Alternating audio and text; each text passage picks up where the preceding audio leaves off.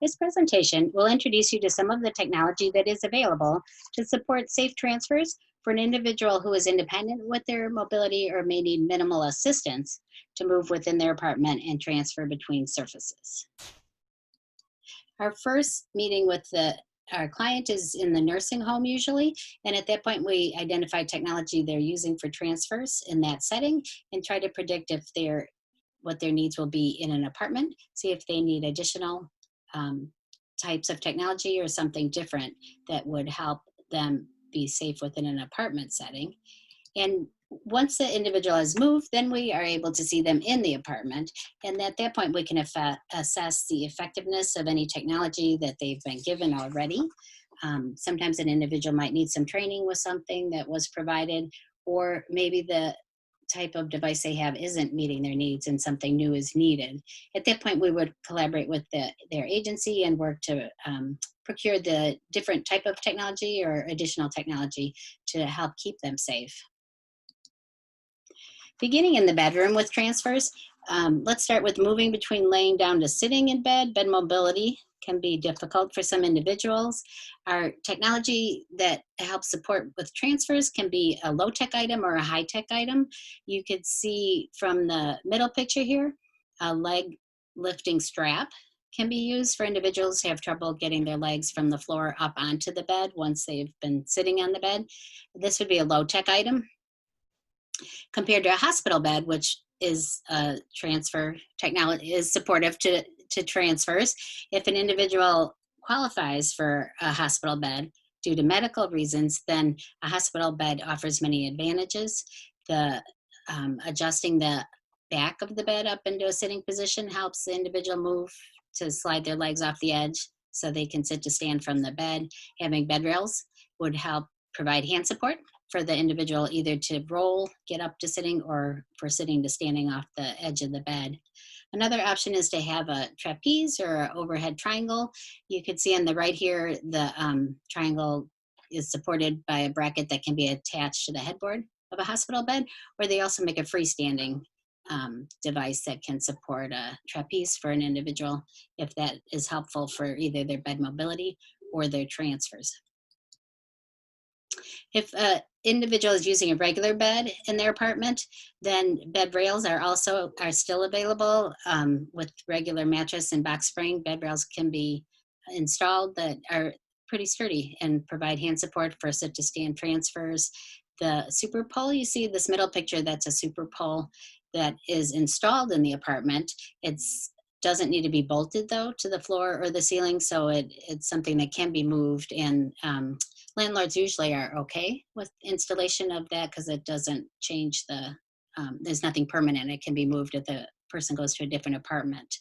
Now, a lot of the technology we'll talk about in these two items, both are rated for a certain weight limit. So if you're working with bariatric clients, you do have to be careful checking a lot of this technology to make sure it is rated to their weight limit matches the individual's weight that they are at. On the far right side here, you'll see a transfer board. This would be a low-tech item that an individual who is using a wheelchair, maybe they're paralyzed, can't move their legs, or their legs are weak. So instead of standing to transfer, they would use a transfer board to slide themselves across from their wheelchair into the bed. And moving into the bathroom, starting at the toilet, transferring on and off the toilet can be difficult for individuals.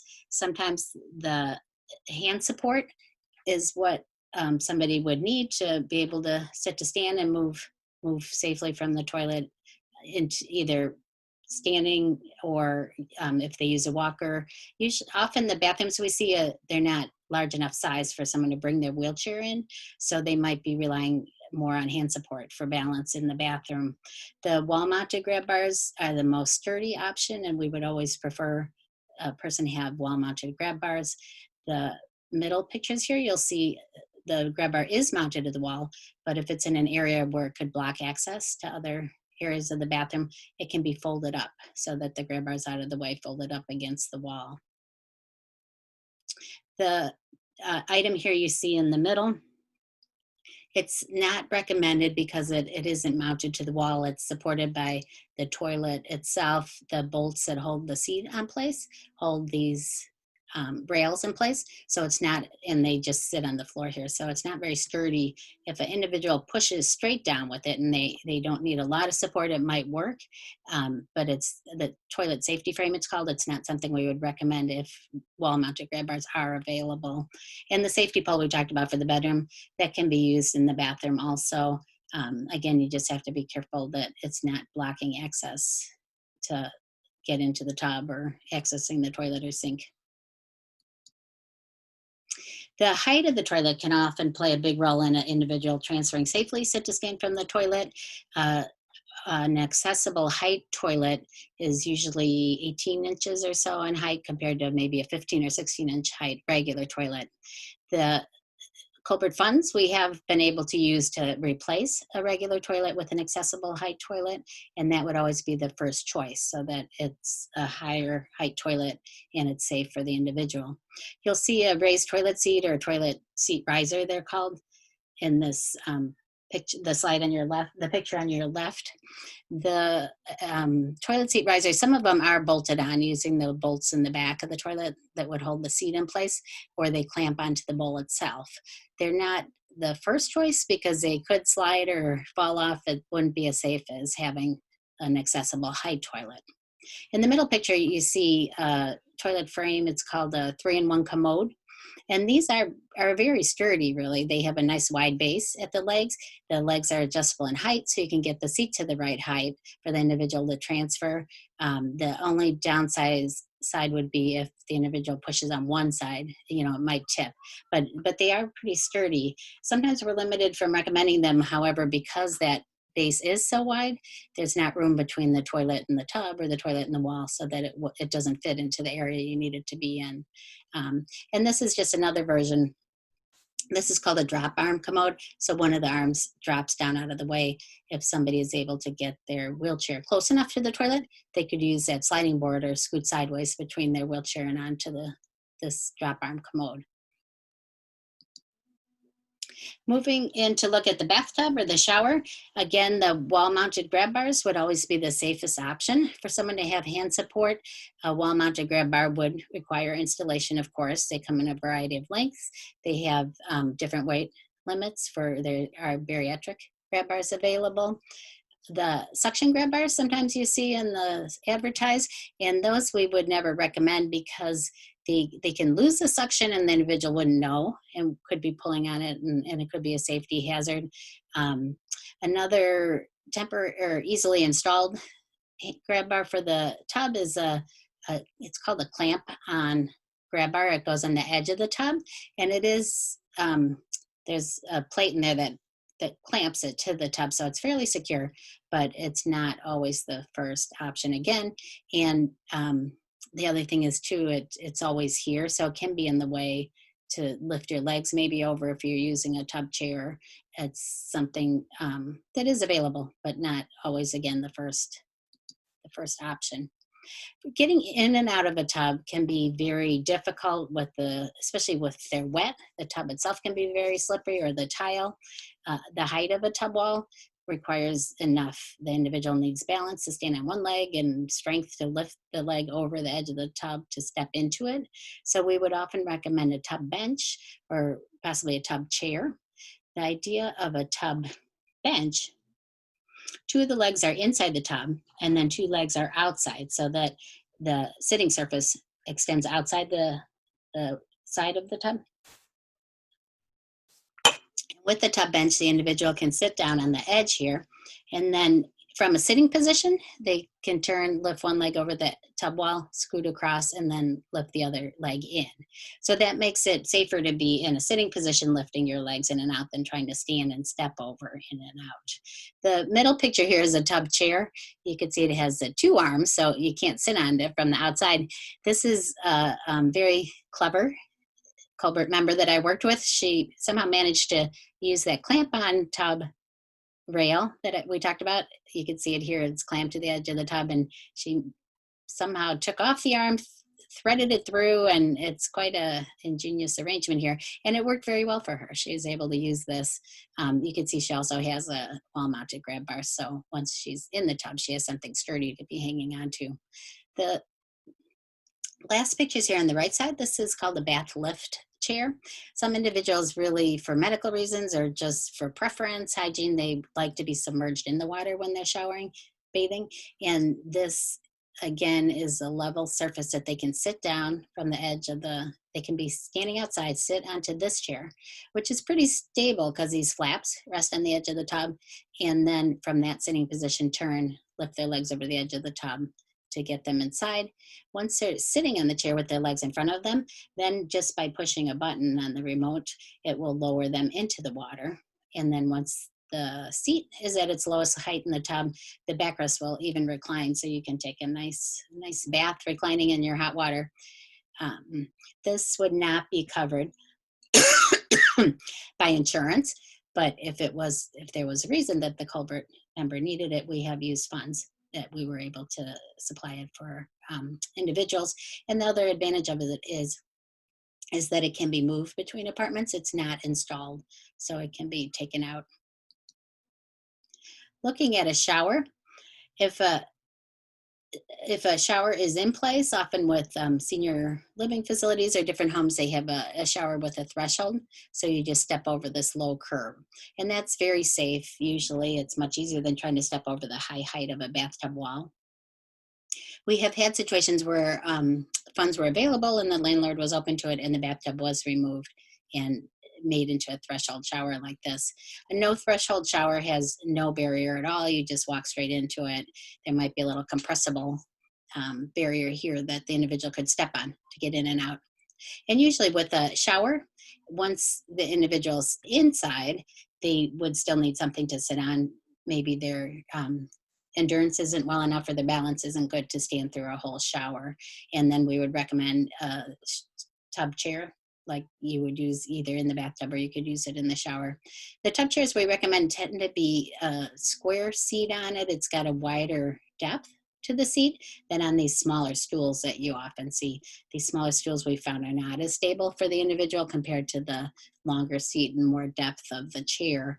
The legs of the tub bench in both of these chairs are height adjustable. So that's helpful to get the seat at the best height for the person so that they can get up and down from sitting on that. Moving into the living room or kitchen, our individuals sit on a variety of surfaces. Unless they're in a wheelchair and spend most of their time there, they do need to get on and off of cushioned furniture, hopefully upholstered couches they can sit on. This is one example of a walker that is available. The walker kind of tips back, it's a little lower, so the individual leaning forward gets their weight over their legs, and then they have the walker to push on and use their arms to get up into standing. At that point, you can lift the handles. It sort of pulls these legs into a position where you could use it as a walker to get around your house a little bit. Some people just have it near the chair and keep it there as a support to get up from upholstered furniture when it's difficult for them. One of the individuals that we worked with had this nice upholstered couch and easy chair, and he said, it all looks so great, but I can't get it out of it. If I sat on it once, I couldn't get up. So luckily the couch had these legs that we were able to put furniture risers on it. So then it underneath it. So that got it to a height where he could get up from the couch because it was high enough for him to sit to stand using his walker. The chair he was not able to use. So in a situation like that with a easy chair, a recliner chair, sometimes it's an option that we help the individual get a lift chair. And the lift chairs take up a little extra room, but it will lift up in height and sort of tip forward. So an individual who's able to stand, they need to be able to stand on their feet. Using this lift chair, it's a remote control and it will kind of lift them up and push them off onto their feet. And it's a nice, safe alternative. The lift chairs also recline, and then they have the elevating footrest. That's all done through the remote, so you don't need to be able to have hand function to use the lever on the side of like a recliner chair. The advantage of this is the individual, if they have swelling in their feet, then during the day they can be in a position in their living room and keep their feet elevated and instead of having to get back into bed to use pillows to elevate their legs. So that is a nice, safe alternative for individuals to have in their living room. The worst scenario that we'll talk about is if somebody falls, maybe they trip or they somehow fall on the floor. Getting up from the floor can be so difficult. We've had individuals who had to call the fire department to come and help get them up. If there's any technology that can be in the home so that the caregiver or the person themselves could get themselves up, that would be the ideal situation.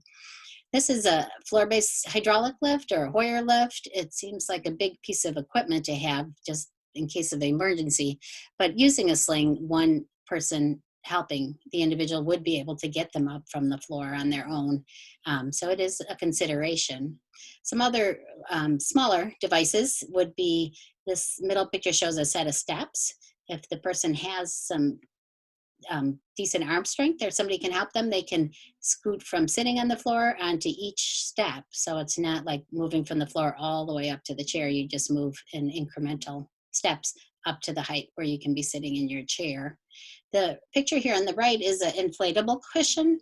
It's an interesting idea because the cushion is flat. So on the floor, the person would roll onto the cushion itself. And then by plugging in the motor and turning it on, each chamber inflates. So it raises a person up off the floor as the seat inflates. And usually you would need, most people would need another person there to just help with their balance because it's a little tippy with that air. But it is an effective way to get up from the floor and then stand up off of this surface. The last thing to consider would be an emergency home response system. If somebody is independent and they aren't particularly at risk for falling, a home response system, it's not technology that would help get up off the floor, but at least it's a way for the individual to call. They wouldn't be, as long as they're wearing the pendant so it's accessible, they wouldn't be laying on the floor for a long period of time before anybody was able to help them, or they could maybe find a way to crawl over and get to their phone. So it is something to think about. Sometimes there's a monthly fee involved with it, but it would certainly improve safety or accessibility for somebody who lives alone in their apartment.